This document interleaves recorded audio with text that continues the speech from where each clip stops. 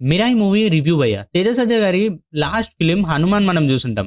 And ఆ మూవీకి, ఈ మూవీకి చాలా విషయాలలో నాకు సిమిలారిటీస్ కనబడ్డాయి. అండ్ అది మనం ట్రైలర్ జూసినప్పుడే గెస్ చేసాం. కానీ మూవీలో గూడా చాలా సిమిలారిటీస్ ఉన్నాయి. And talking about the film, ఇది గూడా ఒక normal super hero film with a touch of religious beliefs.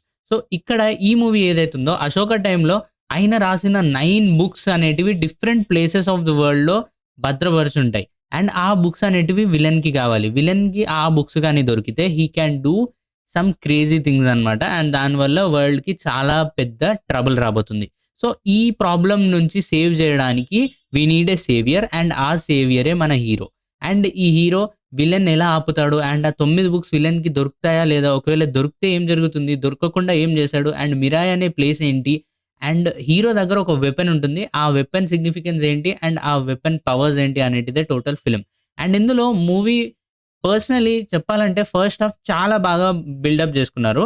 And overall sequences చాలా ఇంట్రెస్టింగ్‌గా ఒక మంచి నోట్‌తో ఇంటర్వెల్ వరకు చాలా బాగా మూవ్ అవుతుంది ఫిల్మ్. కానీ అదే సెకండ్ హాఫ్‌కొచ్చేసేసరికి మళ్ళీ ఒక టిపికల్ సూపర్ హీరో ఫిల్మ్ జోనర్‌లోకే వెళ్ళిపోతుంది. చాలా ఎక్స్‌పెక్టబుల్ అండ్ అలాగే చాలా వరకు మనం చూసిన ఫిల్మ్స్‌లో ఏవైతే సిమిలారిటీస్ ఉంటాయో అవే మనకి ఇక్కడ కూడా కనబడుతుంటాయి.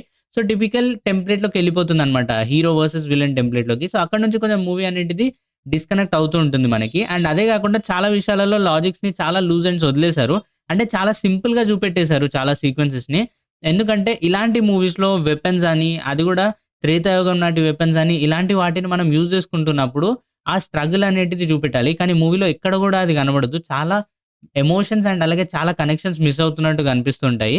అండ్ ఓవరాల్ మూవీలో తేజ సజ్జా గారి క్యారెక్టర్ కంటే శ్రియ గారికి చాలా మంచి సీక్వెన్సెస్ పడినాయి. ఓవరాల్ యాక్షన్ సీక్వెన్సెస్‌లో గానియండి, ఎమోషనల్ సీక్వెన్సెస్‌లో గానియండి, చాలా తక్కువ టైం కనబడతారు. కానీ ఆమె స్క్రీన్ ప్రెజెన్స్ చాలా బాగుండే మూవీలో.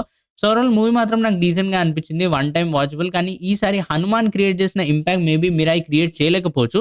బట్ ఆడియన్స్‌ని ఎంటర్‌టైన్ చేస్తుందా లేదా అంటే 100% ఎంటర్‌టైన్ అయితే తప్పకుండా చేస్తుంది.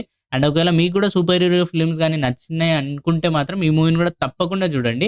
అండ్ ఓవరాల్ కొన్ని సీక్వెన్సెస్‌లో నేను డిసప్పాయింట్ కూడా అయ్యాను. ఏఐ వాడారని కొంతమంది అంటారు, వాడలేరని కొంతమంది అంటారు. So it's completely a thing which we can't decide. But overall movie మాత్రం చాలా ఇంట్రెస్టింగ్‌గా ఉండే. మీ ఒపీనియన్ ఏంటి 'మిరాయ్' మూవీ మీద? కామెంట్ సెక్షన్‌లో తప్పకుండా చెప్పండి.